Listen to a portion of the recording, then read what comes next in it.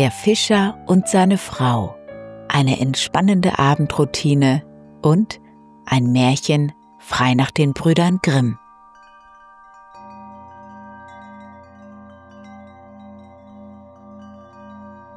Nimm einen tiefen und bewussten Atemzug ein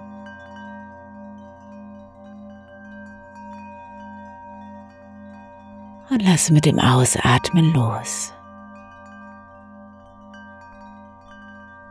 Atme nochmal ganz tief ein. Wenn du willst, dann recke und strecke dich. Und entspanne dich mit dem Ausatmen.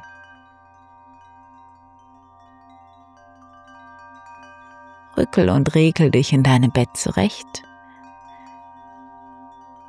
Gib dir nochmal die Bewegungen, die dir gut tun.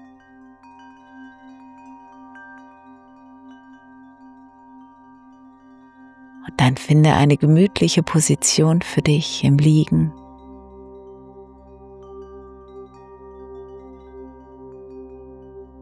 Wenn nicht schon getan, dann schließe jetzt deine Augen.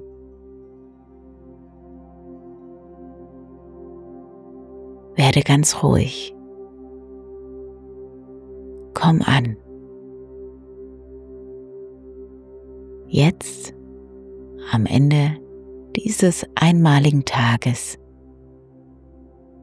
hier in deinem Bett.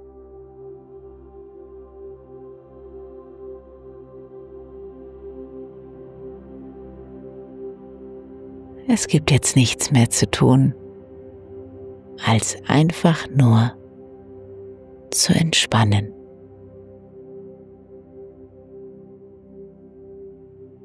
Es ist alles getan, alles gesagt. Du hast deine Sache gut gemacht. Und es darf sich gut anfühlen, jetzt einfach nur zu sein. Beobachte für ein paar Momente deinen Atem, wie er ganz gleichmäßig ein- und ausströmt.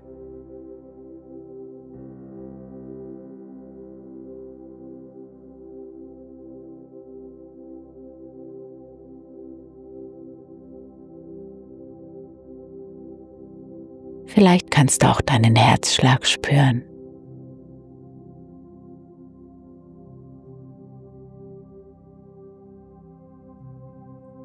Das bist du.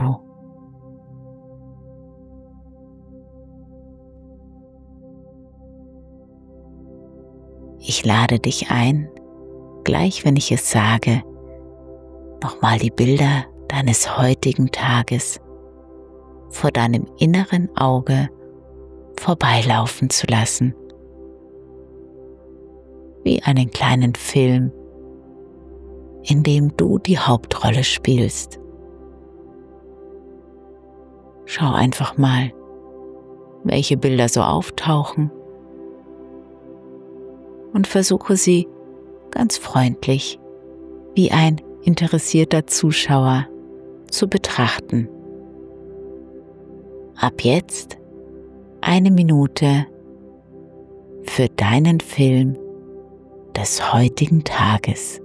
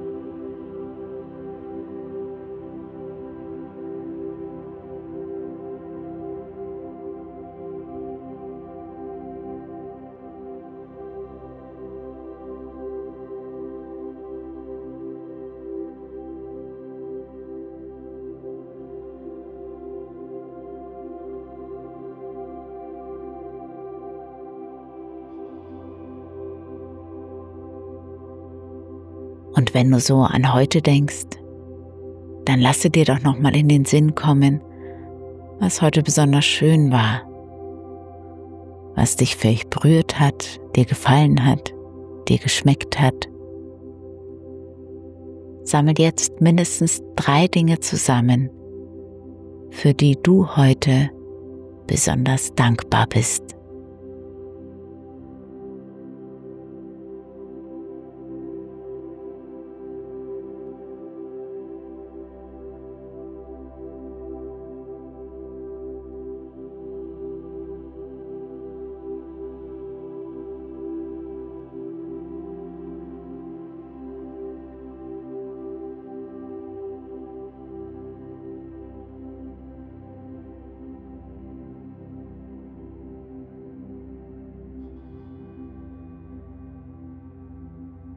Nimm einen etwas tieferen Atemzug ein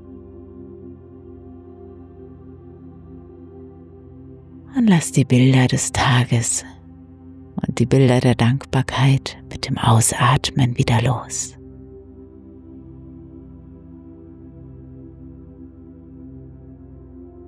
Stell dir vor, wie du auf angenehme Weise immer tiefer, immer gemütlicher in die Matratze sinkst, so als wären kleine Bleigewichte an dir befestigt.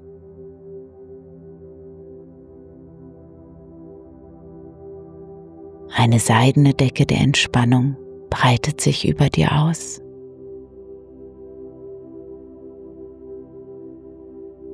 Und du darfst einfach nur sein. Geborgen, entspannt,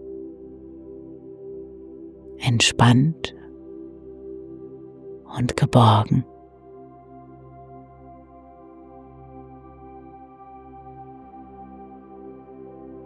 Die Dinge dürfen sich zu deinem Wohl und zu deinem Besten entwickeln.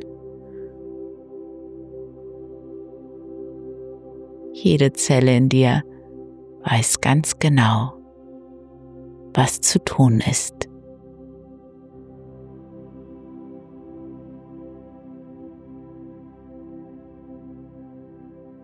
Und ganz nebenbei lese ich dir eine kleine Geschichte vor. Und du darfst jederzeit einfach einschlafen. Ob jetzt, gleich während oder nach dem Märchen, ist ganz egal.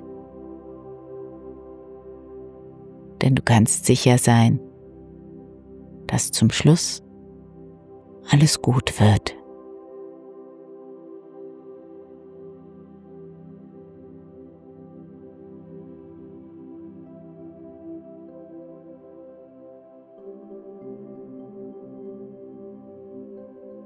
Es war einmal ein Fischer und seine Frau. Die wohnten zusammen in einem alten Pott, dicht an der See. Und der Fischer ging alle Tage hin und angelte. Und er angelte und angelte. Und so saß er auch einmal mit seiner Angel und schaute in das klare Wasser hinein. Und er saß und saß.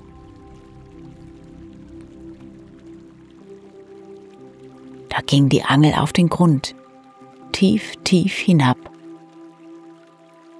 Und wie er sie heraufholte, da zog er einen großen Butt heraus.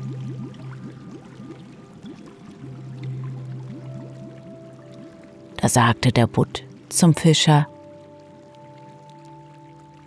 »Höre, Fischer, ich bitte dich, lass mich leben. Ich bin kein richtiger Butt. Ich bin ein verwünschter Prinz. Was hilft es dir, wenn du mich tötest? Ich würde dir doch nicht recht schmecken. Setz mich wieder ins Wasser und lass mich schwimmen.« Nun, sagte der Mann, du brauchst nicht so viele Worte zu machen. Einen Butt, der sprechen kann, werde ich doch wohl nicht verspeisen wollen. Damit setzte er ihn wieder in das klare Wasser hinein. Und der Butt schwamm zum Grund hinab.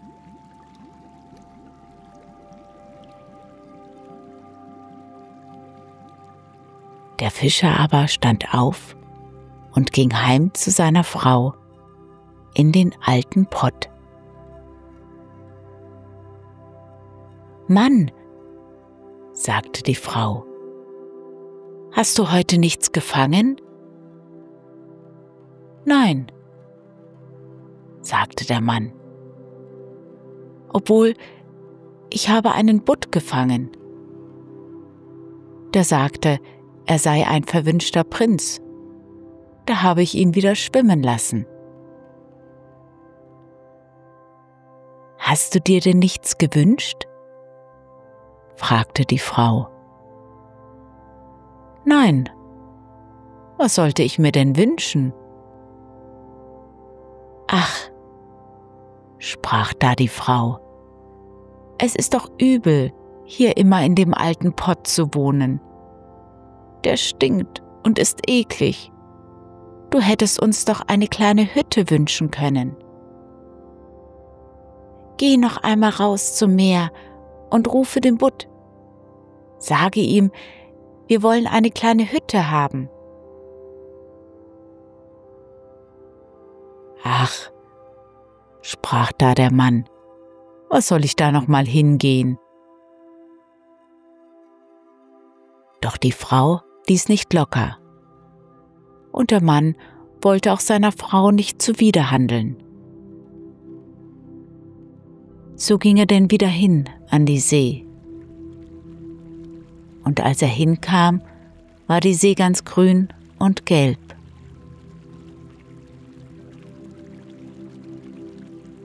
Und er sprach: »Manche Timpete, Butje in der See.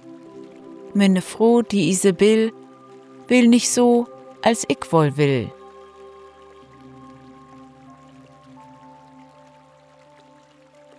Da kam tatsächlich der Butt angeschwommen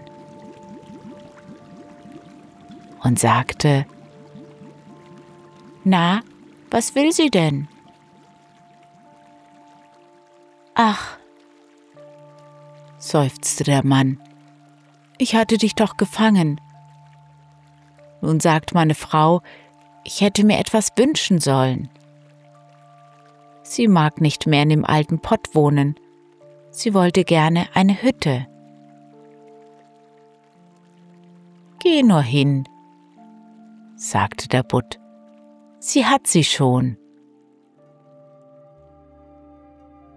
Da ging der Mann hin, und seine Frau saß nicht mehr in dem alten Pott.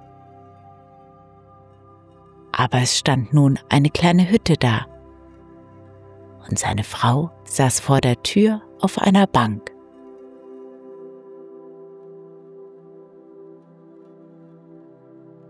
Da nahm ihn seine Frau bei der Hand und sagte zu ihm: »Komm nur herein. Siehst du, nun ist alles viel besser.« Sie gingen hinein, und in der Hütte war eine hübsche kleine Stube und eine Kammer, wo für jeden ein Bett stand. Auch Küche und Speisekammer waren da. Und alles war auf das Schönste und Beste eingerichtet, wie sich das so gehört. Und hinter der Hütte war auch ein kleiner Hof mit Hühnern und Enten und ein kleiner Garten mit Gemüse und Obst. »Siehst du«, sagte die Frau, »ist das nicht nett?« »Ja«, sagte der Mann, »so soll es bleiben. Nun, wollen wir recht vergnügt leben. Das wollen wir uns bedenken, sagte die Frau. Und dann aßen sie etwas und gingen zu Bett.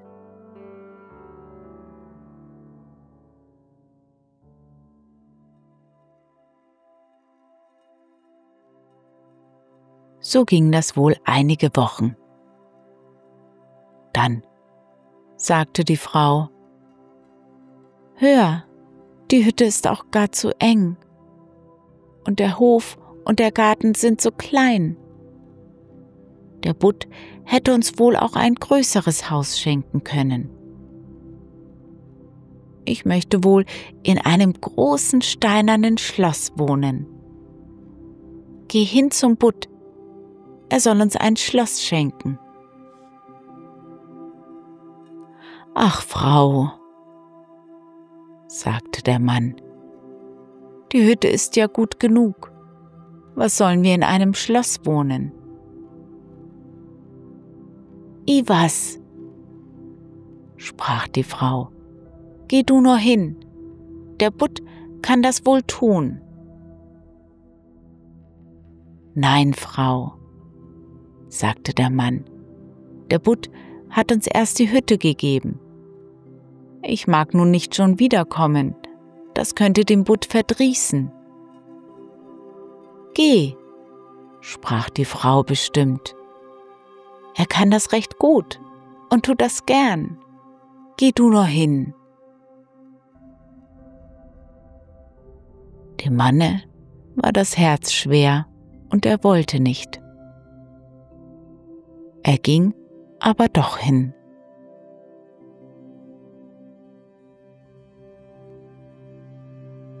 Als er an die See kam, war das Wasser ganz violett und dunkelblau. Doch es war noch still.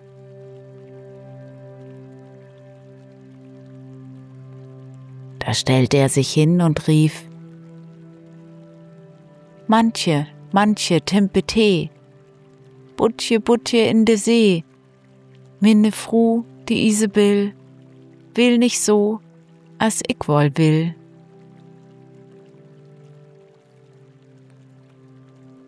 Und der Butt erschien mit den Worten: »Na, was will sie denn?« »Ach«, sagte der Mann halb bekümmert, »sie will in einem großen Schlosse wohnen.«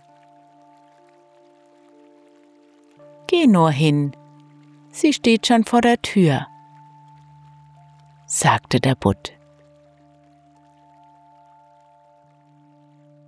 Da ging der Mann fort und dachte, er wollte nach Hause gehen. Aber als er da ankam, stand da nun ein großer steinerner Palast. Und seine Frau stand eben auf der Treppe und wollte hineingehen. Als sie ihn sah, nahm sie überglücklich seine Hand und sagte: »Komm nur herein.« Darauf ging er mit ihr hinein. Und in dem Schlosse war eine große Diele mit marmorsteinernem Boden. Und da waren viele Bedienstete, die rissen die großen Türen auf, und die Wände glänzten von den schönen Tapeten, und kristallene Kronleuchter hingen an der Decke. Und in allen Stuben und Kammern lagen Teppiche. Herrliches Essen und der allerbeste Wein standen auf den Tischen. Und hinter dem Palast war ein großer Hof mit einem Pferde- und einem Kuhstall und mit Kutschwagen. Und da war auch noch ein großer, prächtiger Garten. mit den schönsten Blumen, den feinsten Obstbäumen und einem Lustwäldchen. Darin waren Hirsche und Rehe und Hasen, alles, was man sich nur immer wünschen mag. »Na«, sagte die Frau, »ist das nicht schön?« »Ach ja«, sagte der Mann, »so soll es nun auch bleiben.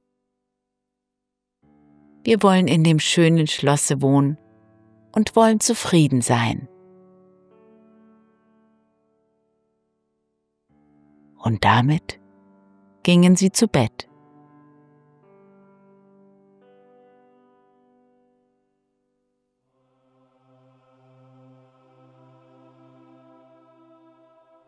Am nächsten Morgen wachte die Frau zuerst auf.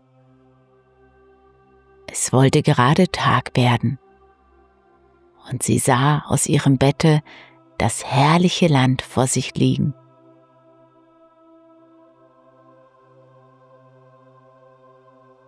Der Mann begann sich zu strecken.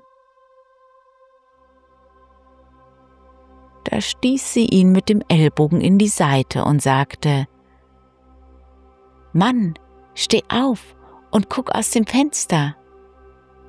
Sieh, könnten wir nicht König werden über all das Land?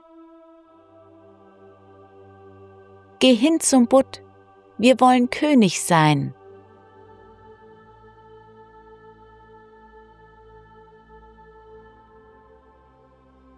»Was sollen wir König sein? Ich mag nicht König sein.« »Na«, sagte die Frau, »willst du nicht König sein? So will ich König sein. Geh hin zum Butt, ich will König sein.«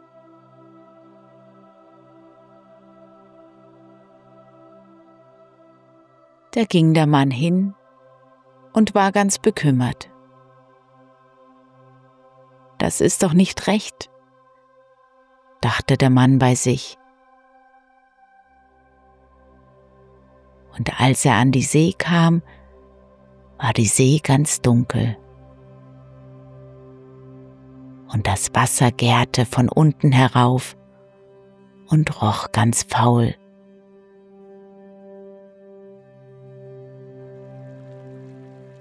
Da stellte er sich hin und rief: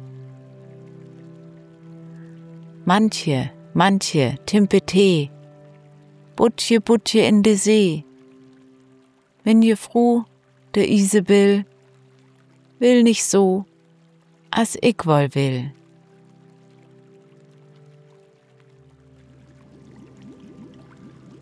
»Na, was will sie denn?« fragte der Butt. »Ach«, sagte der Mann, »sie will König werden.« »Geh nur hin, sie ist es schon«, sagte der Butt. Da ging der Mann hin, und als er zum Palast kam, war das Schloss noch größer geworden und hatte einen hohen Turm und herrlichen Zierat daran. Und die Schildwachen standen vor dem Tor, und da waren auch Soldaten mit Pauken und Trompeten.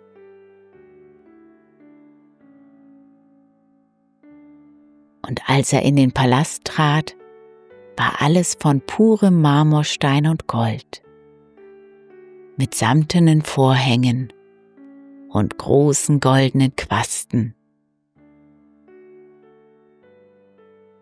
Da ging die Tür vom Saal auf, und seine Frau saß auf einem hohen Thron, von Gold und Diamanten besetzt, und hatte eine große goldene Krone auf und das Zepter in der Hand. von purem Gold »Ach, Frau«, und Edelsteinen«, sagte der Mann.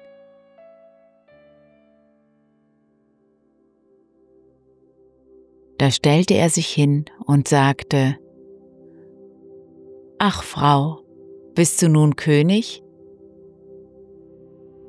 »Ja«, sagte die Frau, »nun bin ich König.«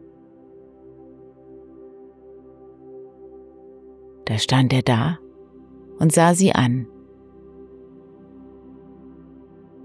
Und als er sie so eine Zeit lang angesehen hatte, da sagte er: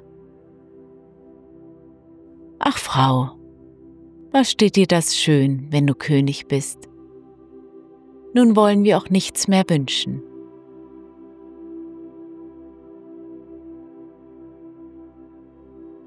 Nach einer ganzen Weile wurde die Frau unruhig.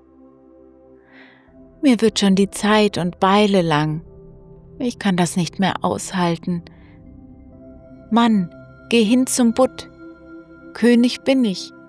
Nun möchte ich aber Kaiser werden.« »Ach, Frau«, sagte der Mann, »was willst du Kaiser werden?« »Mann«, sagte sie bestimmt, »geh hin zum Butt. Ich will Kaiser sein.« »Ach, Frau«, sagte der Mann, »Kaiser ist nur einer im ganzen Reich. Kaiser kann er nicht machen.« »Was?«, fragte die Frau. »Ich bin König und du bist bloß mein Mann. Willst du gleich hingehen?« »Sofort gehst du. Kann er König machen, dann kann er auch Kaiser machen. Ich will und will Kaiser sein. Gleich geh hin.« Da musste er hingehen. Und als der Mann hinging, war ihm ganz bang. Und er dachte bei sich: Das geht nicht gut. Kaiser ist zu unverschämt. Der Butt wird das am Ende doch müde.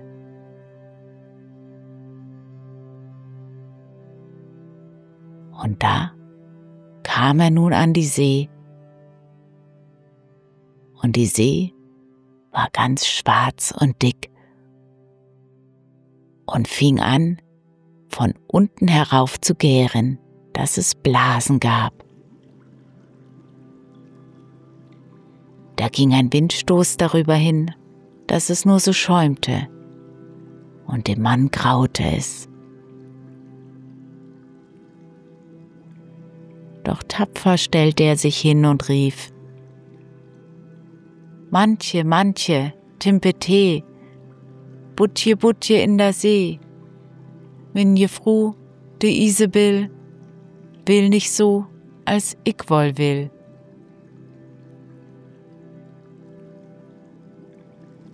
»Na, was will sie denn?« fragte der Butt.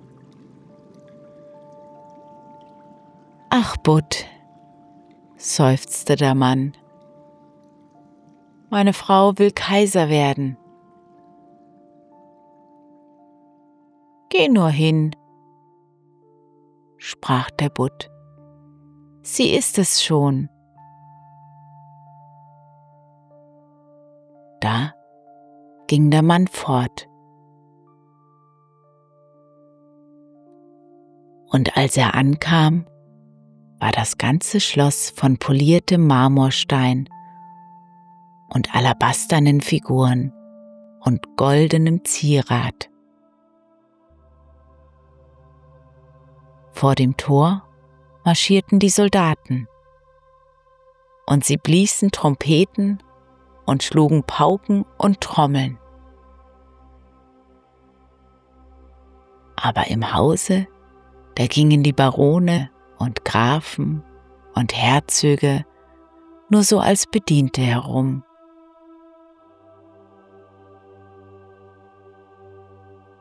Da machten sie ihm die Türen auf, die waren von lauter Gold.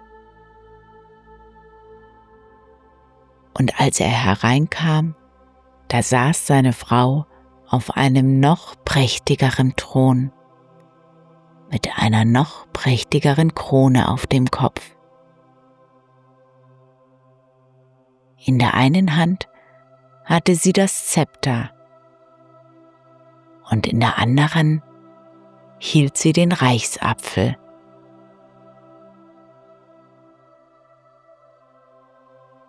Um sie herum standen viele Fürsten und Herzöge.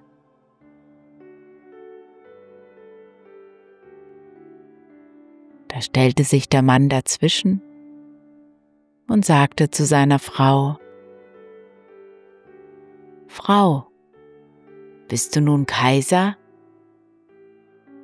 »Ja«, sagte sie, »ich bin Kaiser.«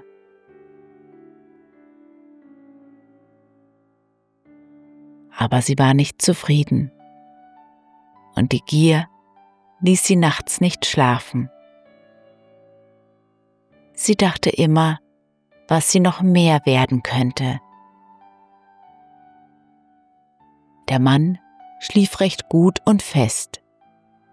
Er war den Tag viel gelaufen.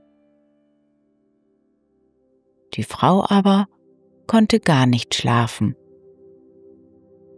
Sie warf sich von einer Seite auf die andere, die ganze Nacht hindurch. Dabei dachte sie immer, was sie wohl noch werden könnte. Schließlich wollte die Sonne aufgehen. Und als die Frau das Morgenrot sah, da richtete sie sich in ihrem Bett auf und sah sich das an.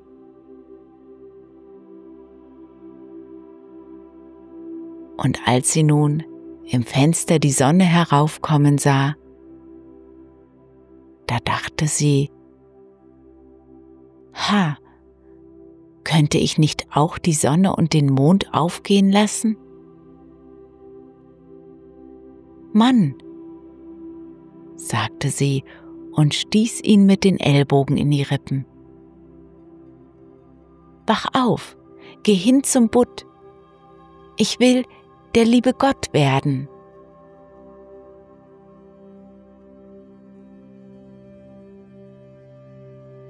Der Mann war noch halb im Schlaf, aber er erschrak so, dass er aus dem Bette fiel.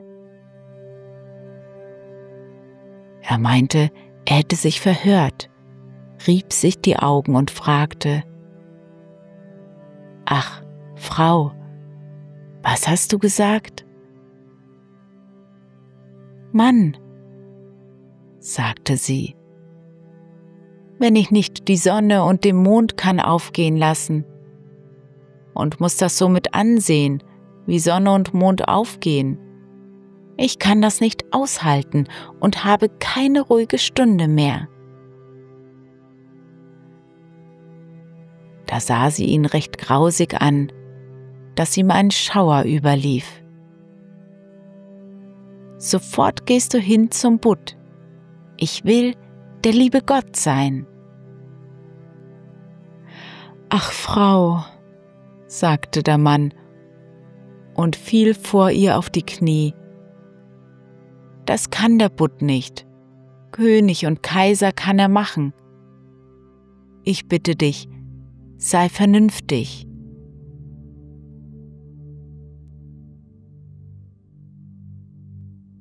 Doch sie ließ keine Ruhe. Also zog er sich die Hosen an und lief los. Draußen aber ging der Sturm. Es donnerte und blitzte. Die See rollte daher mit hohen schwarzen Wogen und hatte darauf eine weiße Krone von Schaum. Der Mann rief und konnte seine eigenen Worte nicht mehr hören. manche, Timpete, Butje in der See. Meine Frau, die Isebill, will nicht so, wie ich wohl will.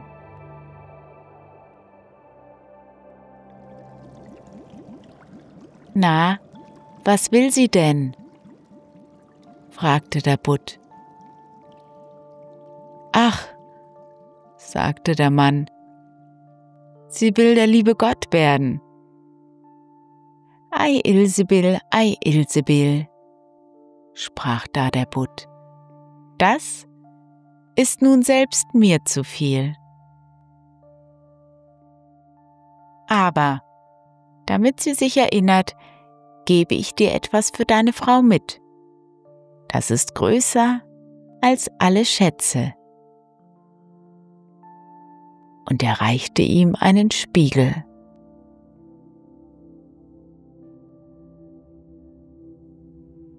Als die Frau wenig später hineinsah, erschrak sie,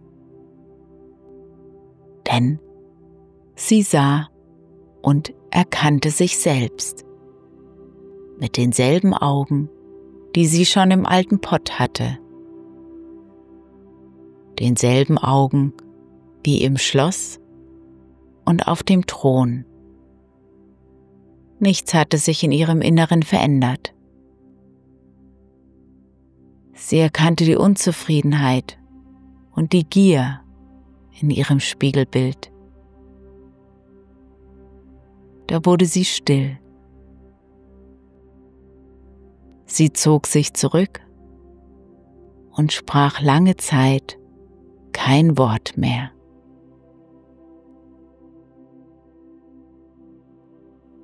Eines Tages blickte sie ihren Mann an und sagte: Ach, ich habe nur verlangt und wurde in meinem Inneren immer ärmer.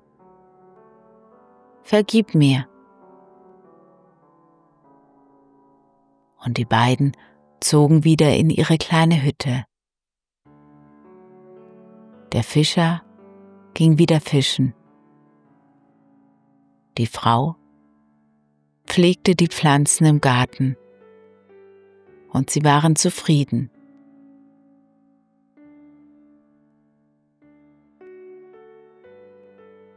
Doch eines Tages, als die Frau mal wieder in den Spiegel blickte, sah sie nicht nur sich selbst, sondern auch das Bild des Butts, tief unten im Meer. Und da wünschte sie sich, mit einer Macht, mit der sie noch nie gewünscht hatte, er möge wieder ein Prinz sein.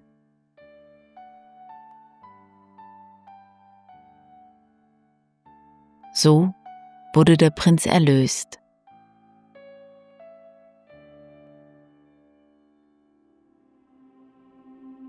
Und sie lebten glücklich und zufrieden.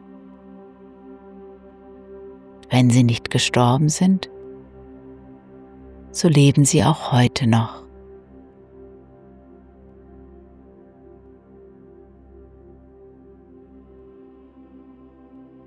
Und ich wünsche dir eine gute Nacht, einen tiefen und erholsamen Schlaf und schöne Träume.